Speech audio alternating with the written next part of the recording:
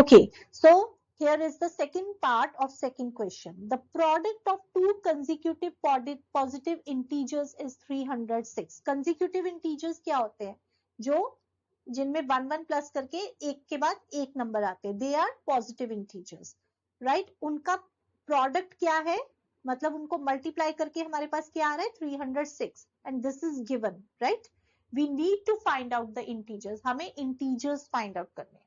So first integer हमारा क्या होगा? हम सपोज कर लेते हैं, let the first integer b is equal to x, right? Second integer, जब हम फर्स्ट इंटीजर में हम 1 प्लस करेंगे तो हमारे पास सेकेंड इंटीजर आ जाएगा, सो x प्लस 1. अब फर्स्ट इंटीजर हमारा x हो गया है और सेकेंड इंटीजर हो गया हमारा x प्लस 1.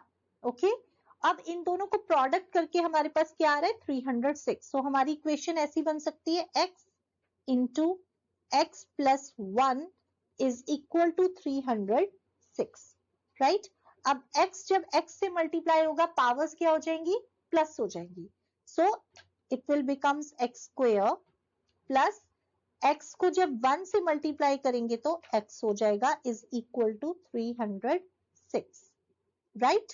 सो x स्क्वायर प्लस x, अब ये जो 306 है, जब ये लेफ्ट हैंड साइड पे आएगा, positive will becomes negative, so minus 306 और यहाँ पे क्या आ जाएगा?